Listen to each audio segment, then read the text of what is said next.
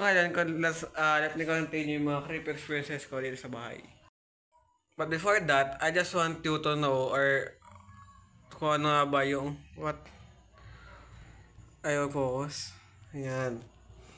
Gusto sa inyo ipakita yung yung mga, yung lugar kung saan nakita ko yung babae na yung kulay itim na babae sa may, dito sa may, banda sa amin. So, saan na nangyari ito eh? Basta yung mga creepy experiences ko, yun, may explain ko sa inyo.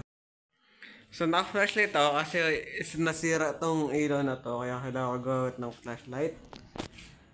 Ngayon, yung sinasabi ko sa inyo, di ba, nung grade 2 or basta ng bata ako, naglalaro kami na me and my friends are playing outside.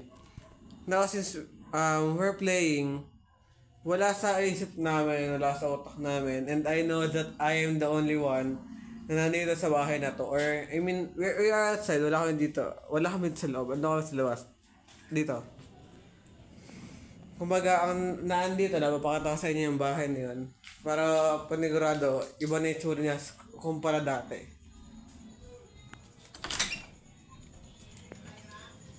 May mga labahin pa dyan. May mga nakasampay pa. Kita niyo itong bahay na, itong part na to. Ayan ko may ganda dyan dati ah. Ito, ginawa na yung bodega. Ito yung mga basahan. Dito pa yung mga something kineme. So, itong part na, itong bahay na to, yan yung ng pamilya, relatives namin. So, ngayon, since naglalaro kami, we are happy, we are playing, and ang sad namin nun. So, wala sa utak na, wala sa isip namin na may mangyayaring kababalaghan. Ang nangyari lang, pumasok isa sa, or ako yung unang nakakita ng isang creepy na pangyayari. Bala ka sana yun, no? Hindi ko magawa. Mapaglagyan. So, ano yung creepy na nangyayari na gusto kong sabihin sa inyo? So, ang creepy na yon is, ang nangyari kasi nun, wait lang. Napatingin ako dito, bali itong mga bintana na to, nakabukas din lahat. So, dati nakakita ako ng kulay itim dito, pa ganun.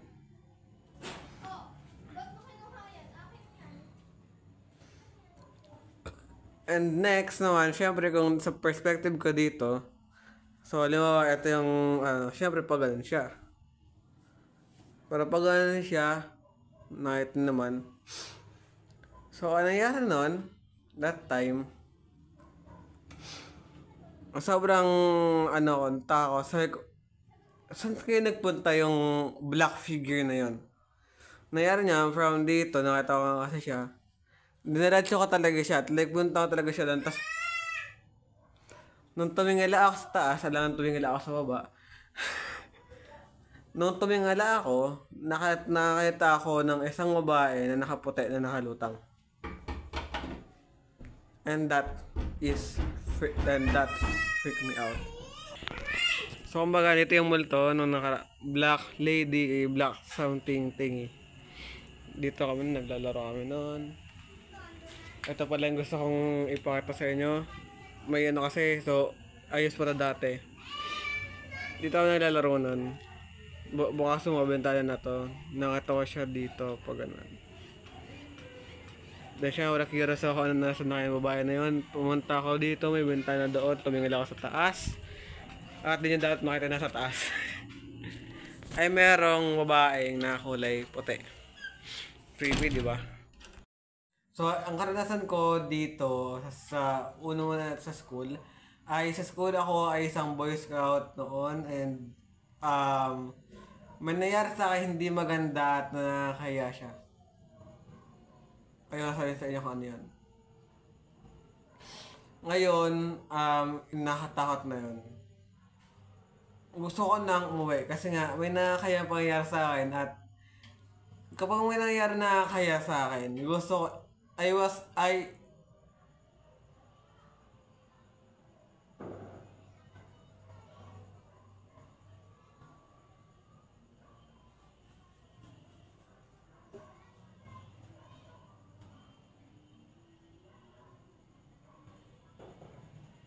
Wait lang. Meron ako nakitang kulay puti. Dito banda. Dito puti. Pag nandito. Or dito, nandito siya. Dito, dito sa side na toro mismo, doon siya. Nakakatakot siya. Baka mamaya nag-imagine lang ako pag nakatingin ako dito ng kung ano man. Dito siya nakaganon dito. Dito. Ito, dito mismo dito. Dito siya nakatakot. Huwag yung tampasan niyang cross na to yung ano na dyan kasi ito yung dahilan yan. I am always looking forward sa na hindi ako mapapahiya na ganito yung mangyayari, ganito, ganyan. Kasi una kasi nangyari na ito, tinanong ang teacher ko bakit gusto ko na umuwi. Tinanong niya yung dahilan. Actually, we're na na sobrang halaga, yung student teacher namin, friend ko sa Facebook, nagpicture sila ng buong section at if I'm not mistaken, parang ako lang ate wala doon.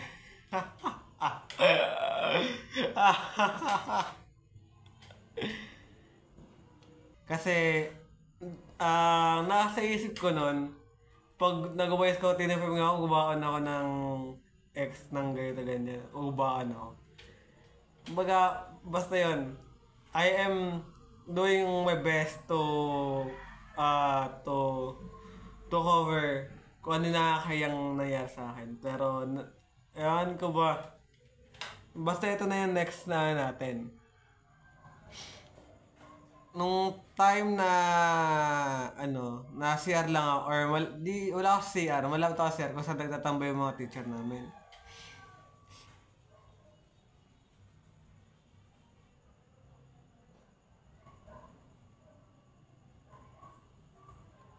Every time, nagagawa ako ng horror content. Nagkakwento ako ng horror. Nagkakwento ako ng mga kung ano-ano. Basta when it comes to horror, when it comes to creepy, mga nakakatakot, horror content, scary content, laging mayroong nagpaparamdam sa akin. May nagpapakita. Seryoso to, lang halang biro, naikit naman na ngayon eh. Napahinto-hinto ako and I am always wondering kung bakit nila laging iniintarap yung mga video ko. Gusto nila magpa-shoutout? Hindi ko alam. Is that?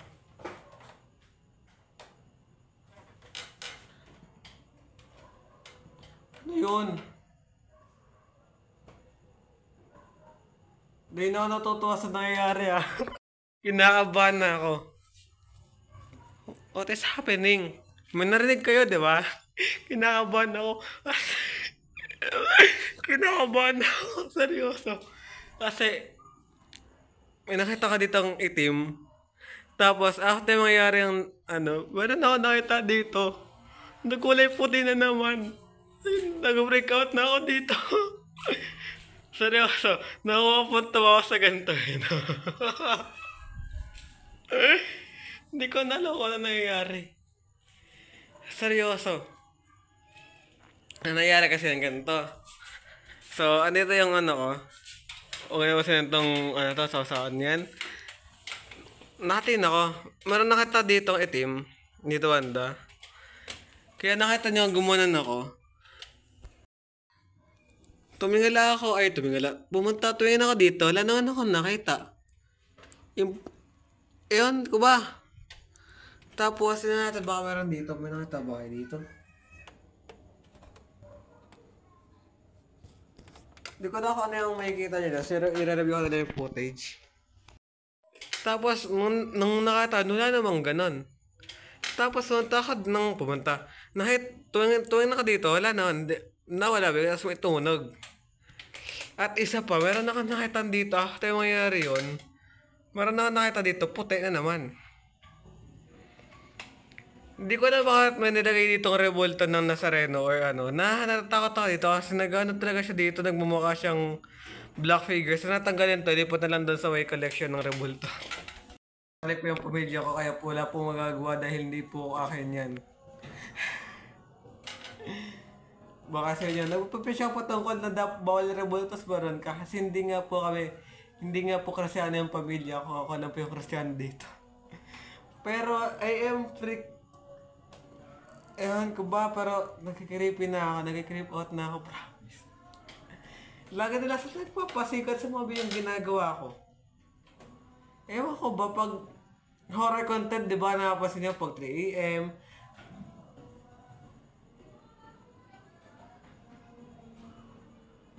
Ewan ko. Suspicious ako bigla dun ha.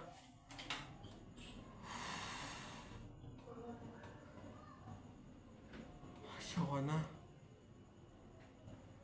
Oh my gosh. Natakot na ako. Biro lang. Parang buhay mo kanila, sanay na po ako sa mga nangyayari sa akin. Ito nga, buti kaya nangigigil ako sa'yo. Gugulado pa ako eh. Go back to story. Ito ko yung pinto. Nagagana-gana siya. Gumagalaw siya mag-isa. Imposibleng hangin. Kasi wala akong nakikita. Sorry kasi nakikita. Wala akong naririnig yun eh. Naririnig. Wala akong nararamdamang hangin. Kahit saang part, diba? Kahit saang direksyon. Wala nakikita ba yung hangin? Wala akong nararamdamang hangin na kahit ano. So, yung napaka-imposible na meron na akong makikitang na wala yung pintuan ng mag-isa. And wala akong nakita doon. Nag-check na ako. Isa pang kulay itim ka pag ako nagigil sa'yo. Promise po, wala pong halong kahit anong salamang kayo o biro itong pinagagawa ko sa buhay. Hindi rin po scripted to. Ito pa, naka-scout uniform ako neto. Senior scout natin tayo doon. Actually, akala ko magra-rover ako ng oras kasi ang rover scout ay 18 years old at 17 na po ako. 18 na ako.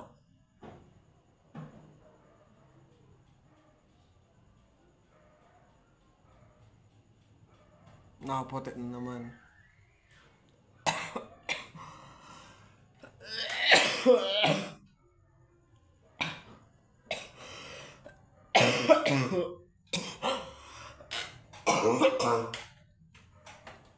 Ayan ko, nangyayari sa akin. Ayun na ako inubo. Naluha ako. Ayun lang ako inubo ngayong araw na to. At medyo hindi ko na alam kung ano nangyari. Parang payak na yung boses ko. Gusto kong ipaano tong bahay namin kasi nag-agree. Ewan ko ba kung ano nangyari sa akin. Nakita niya, hindi ako umubo kanina. At nung nakita ko yung puti, doon lang ako naubo. Paubo na naman ako. Ayoko na. Darasya tayo sa video. Tatapusin ko ito na ikakwento ko sa inyo lahat na creepy experience ko dito sa bahay. School mga pala tayo. Sa school.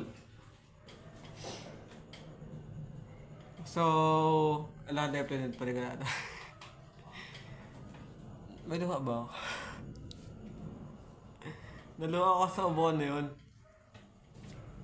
Yun, kasi homeroom guidance namin at yung teacher na yung huling subject.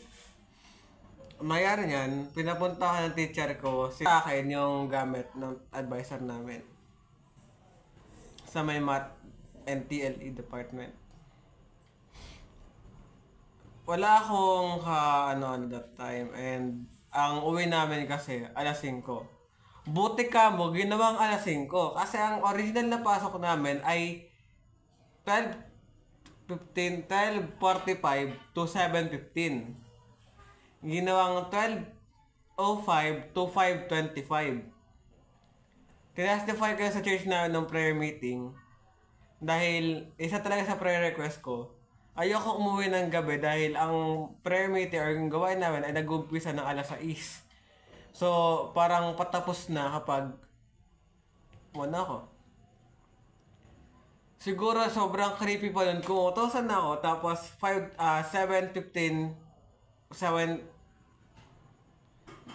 wala nang katao-tao dahil ako, binintay pa ata ako nun. Kaibigan ko, sabay kami uwi, ewan ko. ako yung, wala nang tao dun sa ano yun, kasi grade 10 lang naman kasi yung huli yung OER. So, wala nang grade 7 lang grade, ito lang grade 9 na lang 11 and 12.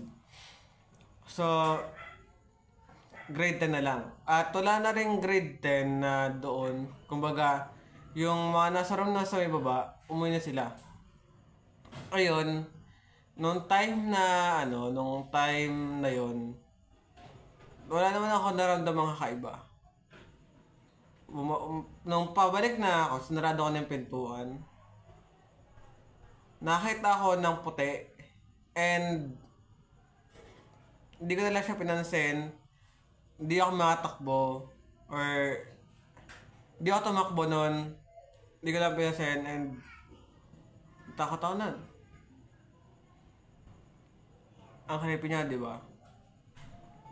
Sa bahay, kapag ako ay pag nagre-recording ako ng gantong mga basta related siya sa nakakatakot like horror something, horror thingy, ay lagi ako nakakita or minsan lang ko ba, basta may mga nakikita ako na kulay itim, na kulay puti, hindi na ako natatakot sa kanila. Alam niyo kung bakit? Kasi sanay na ako.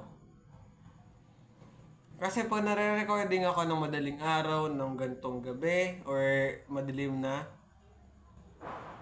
ako ay nakakita ng mga ganun. Nakakita ko ng kulay itim dito ngayon. Hindi ako nabibiro. Hindi na ako natakot sa mga yun kasi sanay na ako na makakita ng ganun. Kahit pa sabihin yung ako lang mag-isa sa bahay na to, kakayanin ko talaga. Kasi sanay na nga ako sa kanila. Hindi na ako natatakot. Nakakaramdam ako ng lamig. Dito lang sa may katawan ko lang dito. Sa may likuran ko. Wala sa dito, wala sa mga kamay. Sa likod ko lang. Ayoko na magsabi. Di ko lang kung nakwento na sa inyo to. Kasi halos sa nakanakwento, nag-ayos sa 3 ko. Pero gusto kong isabihin pa rin sa inyo to. Nasa isip ko yung Wild Rift. O nga pala, speaking of Wild Rift, andyan yung username ko, i-add nyo ako. Kuya JM yung pangalan, nandyan yung naka-text na yan. Now, bored po ako. Samahan nyo ako at maglaro. Next naman is yung nangyari kasi niyan, wala ako dito sa bahay. Tinatakot namin yung ko. I think kakauwi lang ng mga churchmate ko galing ng outing kasi di ako nakasama ng outing that time. So, kakabalik lang and tinatakot namin yung aking pangalawang pinsan na lalaki. Kasi, basta yon, pangalawang pinsan. Kasi yung pangalan na pinsan ko, kumbaga, gitna or pangalawang kapatid, basta yon. Tinatakot namin yung bata lalaki na. Tinatakot namin siya. And inabol ako doon sa may orange na bahay. Kung dito kayo nakatira at alam nyo kung saan, or basta kung alam nyo man yung orange na bahay, nakita ko doon ng dalawang itim. Natakot ako kasi posibleng ko yun. Wala akong kasama doon at yung street light na yun, nasa may floor lang siya. At ang dami ko creepy experience doon, nakakita ko ng itim, na sa may bintana, puro bintana.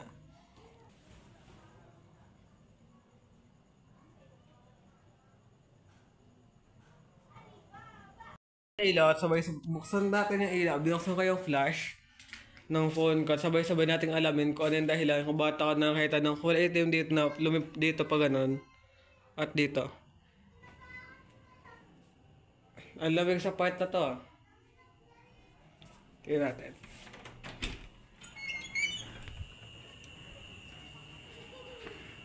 Kasi ba't dito ba tayo tingin? Seryoso. Yun lang. Layla ako konti. Lamig! Nakatahon. Uy, nag-blurred. Hindi siya nag-focus. Dito. Pati ba mag-focus? Mag-focus ka. nakita ko dito ng paganon, itim paganon siya. At itim ulit, babaganon siya. Nandito siya, oh. Paganon. At paganon. Kung bago na paganon, napansin ko siya, paganon. So, ngayon, nakaramdam na ako ng lamig. Panlalambag niya sa akin ay, may pagganon. May ganon ba ako?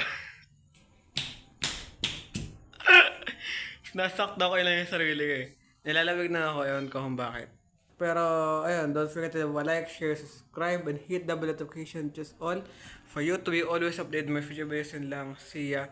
Kung gusto niyong ikwento ko, yung mga creepy experiences nyo rin sa mga bahay ninyo, sa school, or sa kung saan man, basta nakakatakot na experience ninyo, andyan yung link sa baba ng Facebook page ko, Dragon TH.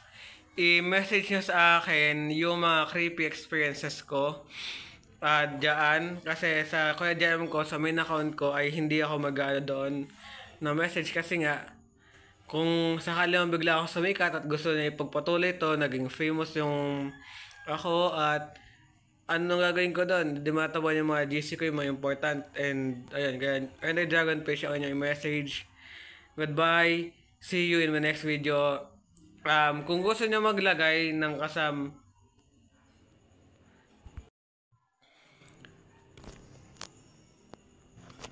ang labo. Puti dito. Nakatawa ng puti dito. Kung gusto niyo maglagay, lumawa. Yung creepy na yon ano pangyayari? Nakuha na niya yung video. Limbawa, yung katulad ng nangyari sa kanya, ng creepy niya, di ba? Kung pwede niyong isan yung video at i-edit ko yan yung video na yan. And yung message nyo. So, syempre, creepy experiences nyo yun. Sa kung saan mga lugar. At kung, halimbawa, nakuha na nyo ng picture or nakuha na nyo ng video, pwede namang isama. At pwede nyo sabihin yung name nyo sa akin kung gusto nyo, from ganito. Or kung ayaw nyo naman, kung gusto nyo makip private na lang yung pangalan o ninyo, ayaw ka lang din naman sa akin. Basta kayo na yung bahala. God bless. See you. Don't forget to like, share, subscribe, and hit the notification just all for you to be always updated on my show videos lang. See ya. So, since dalawa yung Instagram account ko, so, bakit po ba dalawa yung IG account ko? Kasi, na-realize ko, ang dilim. May nag-intro ko sa akin. Na-realize ko nung Saturday, after ng gawain namin, after ng Christmas party ng mga bata sa church namin, Saturday yon, ay ginawa ko, na-discover ko na hindi ako kasi iwawanin ko kasi sa akong account pero hindi ko siya magawa. Pero ang mahalaga naman dito is yung account ko na yon na bago ay yung dapat na ipangawanin ko sa akong account ay hindi ko nga magawa yung one name or single name. Kaya yung account ko na yon ay doon na lang kayo mag-send ng mga creepy experiences, creepy encounter ninyo sa mga buhay ninyo. Doon na lang mag-send ng mga creepy encounter experience creepy experiences or creepy encounter sa mga buhay ninyo. Kayo bahala kung gusto niyo ilagay ba yung name, kung gusto sabihin ko yung pangalan kung gusto niyo sabihin ko yung pangalan ninyo, it's up to you. Diba? So itong story na to is from ganito ganyan. Nangyari daw ito sa bahay nila, gito ganyan. And I would likely appreciate it at yun, basta yun. Doon lang ako, i-message ako sa Instagram account ko na yun. Andyan yung link sa baba. Lahat ng link sa description. Mahirapan na naman ako na ito.